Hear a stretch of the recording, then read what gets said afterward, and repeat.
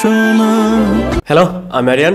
So একটু আগে বরবাদের প্রথম রোমান্টিক গানের একটা প্রোমো তারা ড্রপ করেছে, তো কেমন লাগলো দেখেন। আমি এই জাস্ট কয়েক সেকেন্ডের একটা প্রোমো দেখে আমি পুরো গানটা কেমন হবে সেই জাজমেন্টে যাব না, বাট এই অল্প কয়েক সেকেন্ডের প্রোমো দেখে যেটা মনে হচ্ছে সেটাই শেয়ার করব। এই প্রোমোতে আমরা যতটুক সাকিব ইদিকাকে দেখতে পাচ্ছি, যতটুক ভিজুয়ালি দেখতে পাচ্ছি, যতটুক লিরিক্স মিউজিক শুনতে পাচ্ছি, সেটা থেকে প্রথমত ভিজুয়ালি দেখতে ভালো লাগছে, দ্বিতীয়ত লিরিক্স যতটুক শোনা যাচ্ছে, মিউজিক যতটুক শোনা যাচ্ছে সেটাও কিন্তু বেশ ক্যাচি মনে হচ্ছে। এই গানের টাইটেল হচ্ছে দ্বিধা, যেটাতে মিউজিক কম্পোজ করেছে এবং সিঙ্গার প্রীতম হাসান নিজেই। Pritam Hasan as a singer হিসেবে খুবই ভালো, অ্যাজ এ মিউজিক কম্পোজার হিসেবেও খুবই ভালো।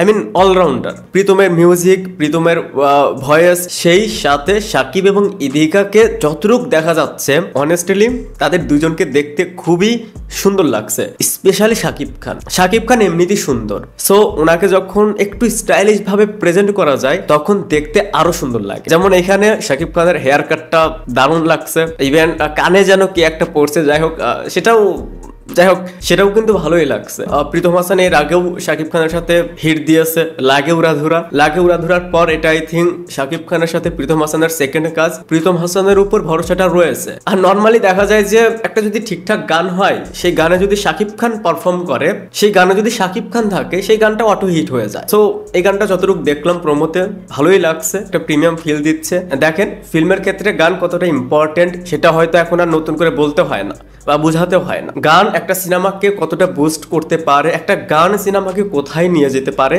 সেটা বলার অপেক্ষা রাখে না। সো বরবাদের গান নিয়েও সেরকম একটা এক্সপেকটেশন রয়েছে। প্রথম রোমান্টিক গান আসতে যাচ্ছে, পরবর্তীতে আরো গান রয়েছে। 4-5টা গানের ভিতরে যদি 2টা গানও আর্ক করে যায় এনাফ। এখন সব গানই তো ভাই আর 200-300 মিলিয়ন ভিউজ ক্রস করবে না, এই রেকর্ড 10 বছরে একটা হবে। প্রত্যেক সিনেমার ক্ষেত্রে যে লাগে উড়াধুরার মতন আপনার 300-400 মিলিয়ন হবে সেটা কিন্তু কখনোই হবে না। সো দেখা যাক গানটা কেমন হয়। তবে যেটা আমার কাছে ভালো লাগেনি, দেখেন একটা গানের প্রোমো বা গ্লিমস তারা টাইটেলে লিখেছে অ্যানাউন্সমেন্ট।